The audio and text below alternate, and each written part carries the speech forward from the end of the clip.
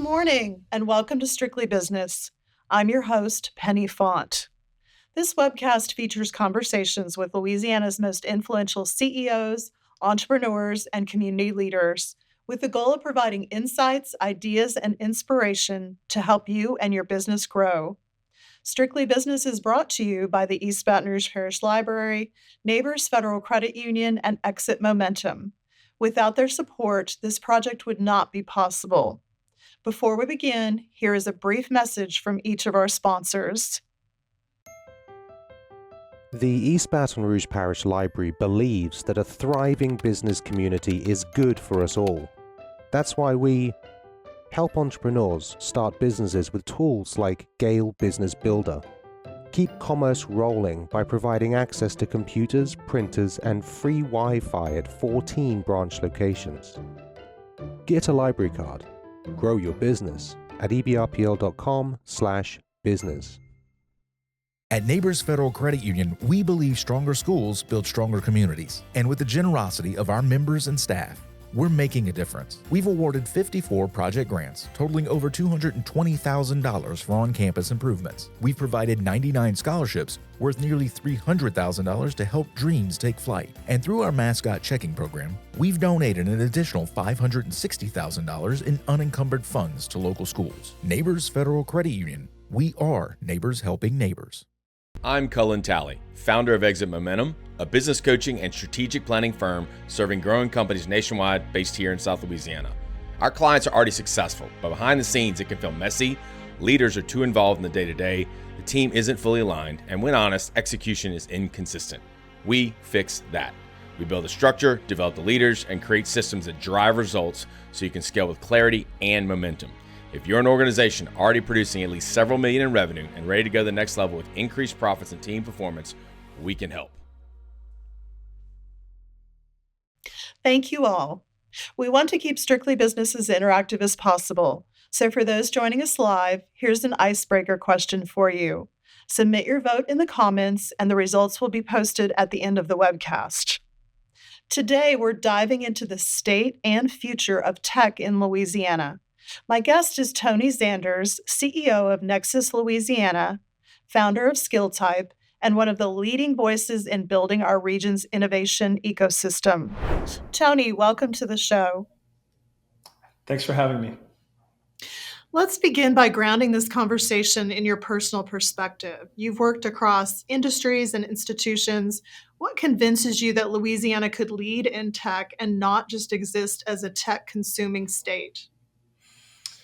It's a great question that I think we can go back to the pandemic to find the answer on my perspective. I think in 2020, we saw the world shut down, but the software industry sort of grew when we were all required to adjust to the ways we work, the ways we learn, the ways we teach. We relied on technology more than ever, and it created a new kind of wave of innovation that did not require you to be in Silicon Valley or New York, but where you were was less important so long as you had access to internet. And that had trickle-down effects to not just consuming technology, but if you wanted to build a new technology business, you were able to do so without the physical location being a key component. You had this exodus from Silicon Valley to places that weren't coasts. A lot of companies and their remote work policies contributed to that. But even once we began returning back to the office, people started to choose quality of life over other factors when deciding where they want to be. I think the third factor, aside from the technical talent, being able to work from places that aren't major markets, the investment community, the ability to raise funding and raise money was less, again, requiring you to be in major investment hubs like the Bay Area. For SkillType, for example, for my tech startup, we raised over $4 million during that 2020 to 2022 period. I would say most of my investors I never met in person and shook their hand during that period. These relationships were built over email and Zoom. The transaction was done over Google Drive and DocuSign. And so I think we're just in a different era now of building technology that Louisiana is uniquely predisposed to helping people succeed in. I think lastly, culturally, we in Louisiana have many challenges and problems that entrepreneurial types see as opportunities. And it's not just my opinion as an entrepreneur, but I think our local industry is investing in innovation more than ever before. Um, Groups like LED and their Innovate Louisiana, LA.io initiative, and more funding is being dedicated towards this than ever before. Um, and Other groups like Oshner Ventures investing in healthcare and the Fuel Initiative investing in energy, and the list goes on. A lot of great insights there. You've said that you want to create 1,000 new tech founders by 2030. What's kind of your roadmap for making that happen? I think looking at that date on the calendar 5 years ahead and asking ourselves, where are those individuals today? Which means today that high school graduating class of 2029 and 30, they are in coming out of junior high. They're entering high school now. Um, those will be our future TOPS recipients, and so I think it really has to do with engaging our youth, with recruiting them for not just working a 9 to 5 in our industries, but asking themselves, how can I use my skills and my passions to creating more 9 to 5 jobs, right? And so that mindset shift, starting as young as possible, um, I think we are able to do that today primarily because the technology industry is one of the first industries that doesn't require you to be a legal adult in order to make meaningful contributions, right? With other traditional industries, whether that's oil and gas or timber or working in the maritime industry, you did have to be of age in order to get job experience. Whereas with software and other types of technology, you can begin tinkering and learning as young as elementary school. And so we have seasoned developers of technology that are still in high school with several years of experience. And it's the first industry that allows you to do so without age being a requirement. And so I think it really has to do with looking back at our high school pipeline, our college pipeline, and holding them to the same level of standards of excellence that we do other professionals. I love that perspective. So, what keeps you up at night when it comes to ensuring Louisiana doesn't miss this tech moment? I think our challenges that we face as a state are very real, impacting lives. Whether we want to discuss Cancer Alley just south of us here, or whether we want to look at sort of childhood obesity rates, um, there's no shortage of real life impact that is making Louisiana rank lower in a lot of the standards of living that we like to look at. Technology can help our policymakers, our companies, our schools make better decisions using data and AI, to punch above our weight, as it were, in areas that, again, can literally save lives. And so I think that's probably the most urgent clarion call for why we need to prioritize this investment and this focus, um, because we can not only save lives, but only impact quality of life for people across ages, across demographics, across geographies. This is Louisiana's opportunity to leapfrog other states in terms of what it's like to live here and be a citizen here. An exciting prospect. So let's zoom out a little bit. Building a thriving tech ecosystem takes infrastructure, collaboration, physical presence, all those kinds of things. So let's talk about what's happening on that front. How would you describe the state's current brand or reputation on the national tech stage right now? And how can we improve it?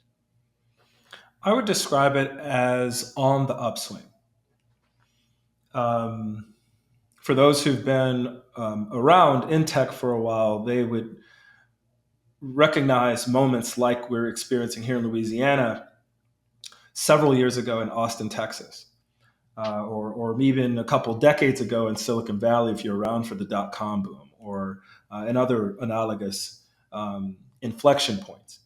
And so I think with the two or three really large, exits that we've had, like Lucid and Level Set and others, these billion-dollar unicorn type exits, we start to catch the attention of not just investors, but other founders who are asking themselves, if I have to decide where I'm going to build a new company or a new technology, Louisiana is a place that I may not have considered 10 years ago, but because we can see success coupled with the other factors that make us one of the best places to want to live culturally, we're able to start attracting and getting the attention of more and more people to come into our state. But my excitement doesn't just come from our ability to recruit from outside. I think it's also coming from our ability to grow from within. And we see so much happening from our universities. We just held our first inaugural NEXUS Technology Cup, which has a college track.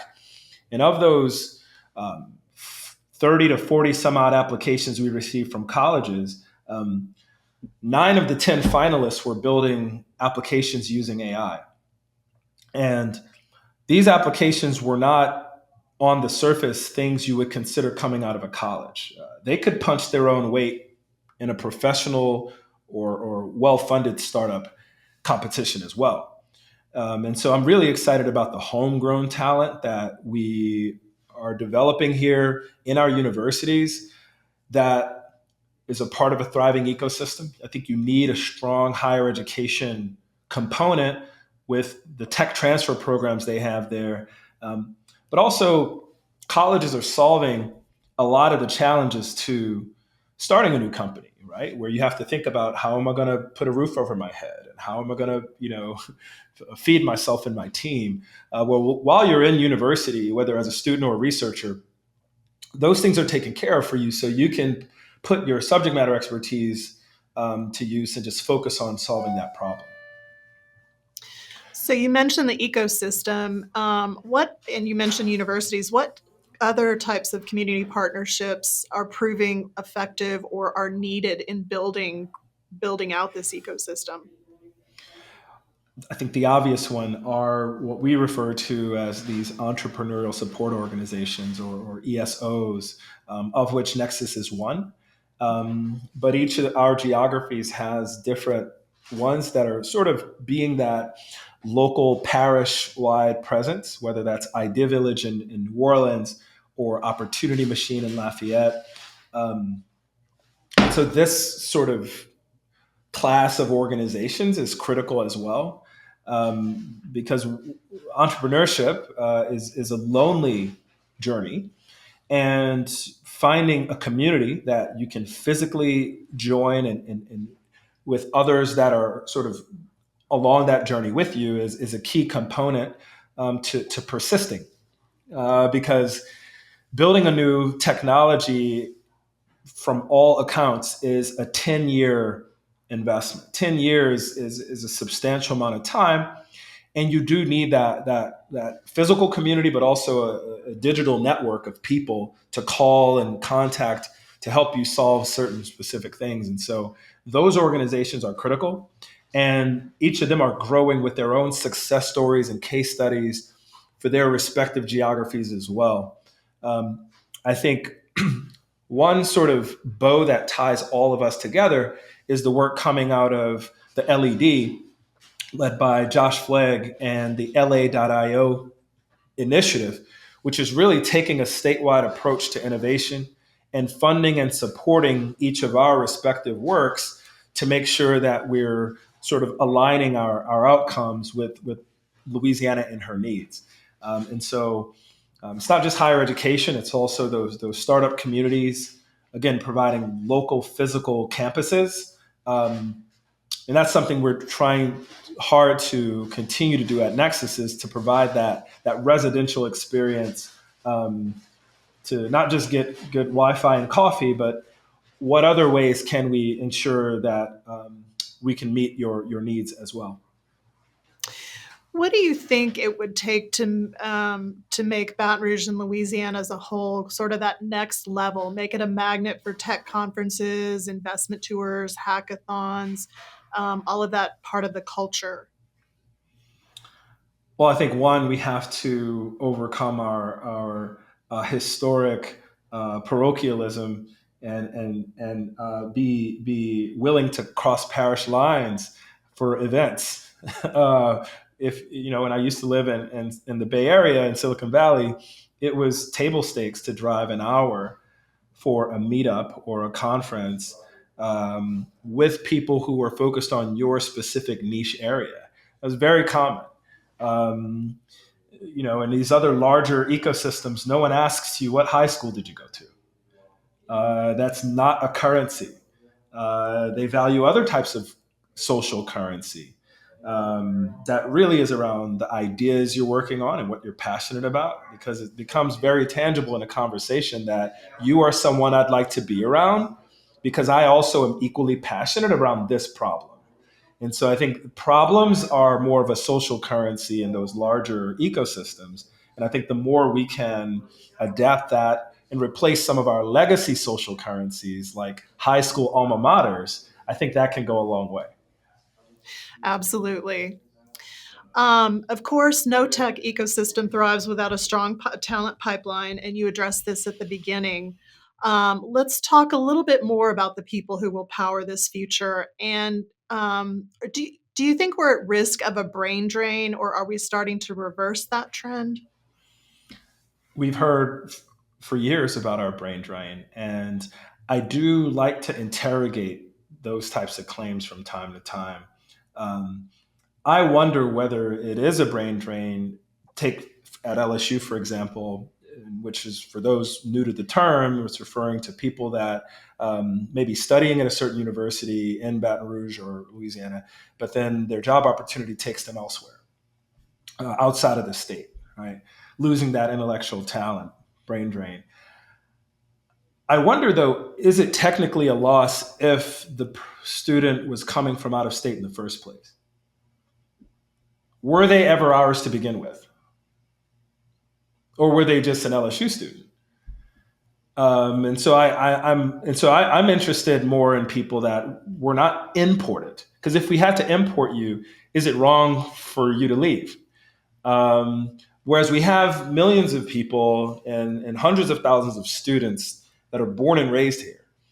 And I'm interested in how we retain those folks who have a sense of pride and a sense of responsibility to Louisiana's outcomes, because we helped raise them, we trained them, that this is their home, right?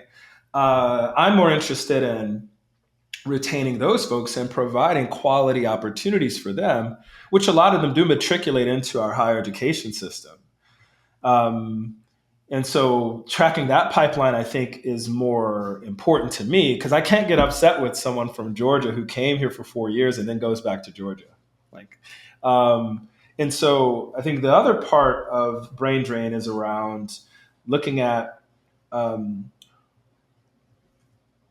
to 5 opportunities are a great outcome. And I think a lot of colleges measure their success on that job placement rate.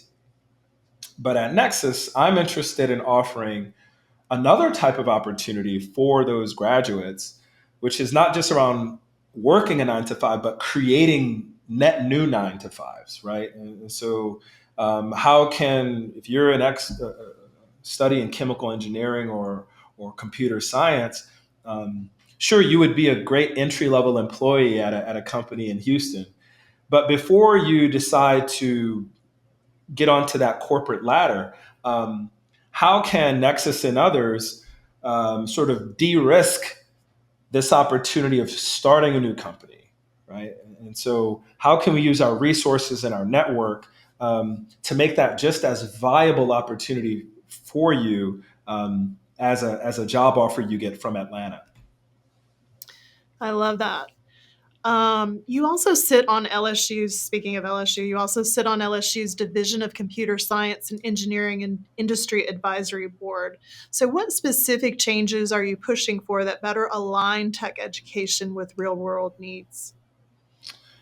One change would be to um, equally promote uh, the goals of our um, what we call our industry partners to innovate alongside LSU's tech transfer and research and development culture inside of LSU, which has its own goals and its own needs as its own unit within LSU. But are there viable options outside of LSU in our community for those really bright minds? And educating the students and researchers on both and allowing them to make the choice that's best for them and their teams in that moment. And I think they're doing a good job of that. In fact, one of Nexus's uh, our members that went through that pipeline, but left LSU chemical engineering, got a job at Dow Chemical, and what brought her back to Baton Rouge and to creating a new startup was not the traditional research pipeline that LSU offers, but the idea to create a new tech startup through Nexus. And that was more exciting and interesting than working the job at Dow Chemical. And so while a university does have to promote the initiatives that impact their own outcomes that they're measured by, that's the right thing for them to do. One of the things I'm pushing for is to educate those really bright minds on all of the options that are available to them and allow them to make the choice that's best for them and their teams, which may take them out of LSU's ecosystem just for a moment. Um, That's awesome. What skills are still lacking in our workforce when it comes to scaling a truly tech driven economy? the first that comes to mind is design thinking.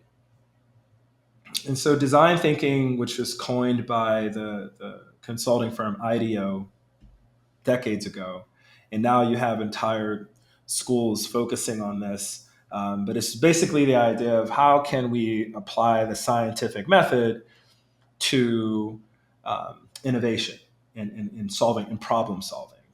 Um, I think that a lot of our legacy companies and industries in Louisiana could take notes from other corporations and markets like Xerox PARC and IBM and Google and those American beacons of innovation. Each of them practiced their own form of design thinking, where they allowed employees, or in the case of universities, students and faculty, to experiment more. They allowed them to try to experiment based on a hypothesis that they have. Sort of, they have a hunch that something can be improved if they tried something new. They are trying to increase the speed of experimentation so that they can get feedback quicker, as opposed to spending several years on some new investment or initiative and crossing your fingers and hoping that it works. How can we get feedback every month along the way to constantly make it better? And so this more agile way of thinking about problem solving that can just be now coined as design thinking is a skill that our students need to learn as soon as possible if they want to become more employable, but also our faculty members and on the university side, employees and managers at our companies around the state need to embrace, again, just a more of a culture of experimentation. And it's okay to fail in an experiment so long as we learn something new. And this just general idea of it's better for us to disrupt ourselves than to be disrupted by something from outside. Yeah. I want to switch to that topic for a little bit moving forward. What's the biggest barrier facing mid-sized companies in Louisiana when it comes to adopting new technologies? Mid-sized companies across our parishes should not be as resistant to technology. Let's just take artificial intelligence as one type of technology. It is here to stay. Depending on your news channel of preference, you may get certain views towards the impact of this technology, what it does, what it could do or not do. I would encourage all of our middle management kind of running these small to medium businesses to just embrace the ability to try these new things. Is not to say that you need to implement them at your organization, but trying them and drawing your own conclusions as opposed to just what a certain journalist or news channel may say. I think it's going to be really important.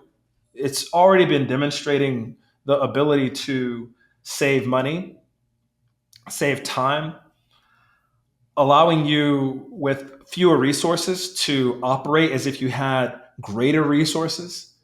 And so artificial intelligence, again, since we're just talking about that one particular type of technology, it is taking things that traditionally humans had to do, and it's allowing you to do them in a fraction of a cost using technology, namely AI. And so I think just sort of from a mindset perspective, just being open to trying and experimenting with these new tools yourself, as opposed to just listening to a lot of what may be hype on one end of the spectrum or fear mongering on the other end of the spectrum. I think the truth is somewhere in the middle on the positive impact this can have on your business. So let's talk startups a little bit more, capital challenges and what comes next for Louisiana's emerging founders. What would it look like for the capital region to have its own Silicon Bayou corridor? I think we already start to see some of the early innings of this, where there is this sort of pinball effect of um, talent coming from different segments of the capital region, higher education, professional startups, Mhm. the investment community that's growing locally, whether that's through groups like Innovation Catalyst or the Red Stick Angels. There's this sort of pinball effect that has to happen, whether that's networking at events or relationships that have to be built. That leads to a new startup finding its founding team and then raising money and then eventually having an exit, like one we recently celebrated here out of the NEXUS community, which is Mastery Prep.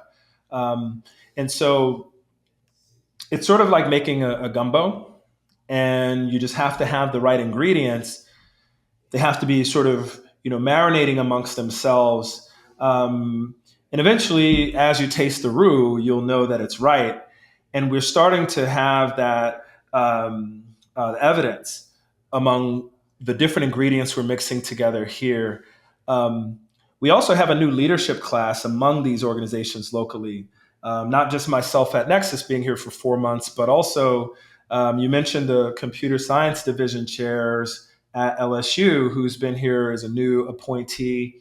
Um, Same thing at Southern University, where I also sit on their School of Engineering's advisory board, industry advisory board as well. The leader of that school, Leland Martin, is also new to Baton Rouge, who came from Austin. And so when you just look sort of across our community, we have this group of leaders. I believe the Young Entrepreneurship Academy, YEA, also has a new leader as of 1 month ago as well. And we meet regularly to discuss kind of how the different visions we have for our organizations can complement one another. Because each of us has our own swim lane, as it were. And the goal is to just kind of make sure that the work we do kind of feeds into one another's work. And so it gives me a lot of optimism. That's a great collaboration. Before we wrap, let's end with some big picture thinking and a challenge to our audience. What's one underhyped tech trend that Louisiana businesses should be paying attention to? I think an underhyped tech trend that's going to help Louisiana businesses would be accessibility. I mean, web accessibility, or the ability for your website or your mobile application or your mobile website to be accessible to the most people possible, the widest audience possible. So accessibility is sort of nerdy, but it's also rooted in some really great legislation that was passed dating back to the ADA and the American Disability Act, which back then was dealing with physical accessibility to buildings, making sure that if I'm in a wheelchair, I can get access to your facilities. Well, the modern component of that is dealing with web accessibility. If you want the most amount of people to know about your business, that means you need to accommodate people who need assistive technologies to navigate your website. For example, if I have vision issues, which a substantial amount of people in our community struggle to see, they don't have 20/20 vision. It doesn't mean they're legally blind, but they're somewhere along that spectrum. In order for them to access your website, you have to make sure that it is accessible. In other words, it's complying with the WCAG2 standard for accessibility. So that means I can navigate your website and all the great marketing material you have there using just my keyboard or using a headset. It will speak to me verbally because my audio is better than my sight, right? And so there's all these considerations that if you want more customers, if you want more visitors to learn about your business, I think accessibility is something that we need to continue to invest in to ensure we have the widest customer base and client base possible.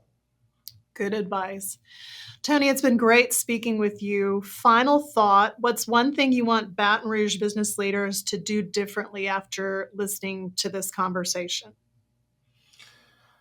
I'd like my colleagues leading businesses locally here to pursue excellence.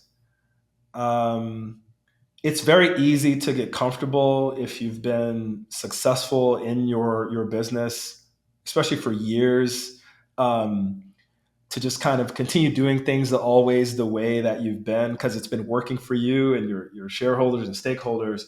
But I'd like to encourage us all to think, can we get even better, right? Can we improve, even if it's just 1% each day, right? Can we set the bar even higher, comparing ourselves not just locally amongst ourselves, but who is sort of best in class, best in industry if we look nationally in our given line of work, whether you're in the legal field or accounting or working in the healthcare sector, who is setting that bar for how the most excellent form of our work and service can or product can happen, and let's pursue that, right? Let's collectively, and that's just not for you. I'm aiming for something higher at NEXUS than we've done in the past as well, and I think we'll all benefit from it. Fantastic advice. Thank you so much, Tony. Thanks so much, Penny. And thanks also to our viewers for tuning in, as well as our sponsors, Neighbors Federal Credit Union, the East Baton Rouge Parish Library, and Exit Momentum for making this experience possible. Please join us again for the August 21st episode of Strictly Business. Until then, on behalf of our show's director, Tim Coles, and me, enjoy and make your day a great one.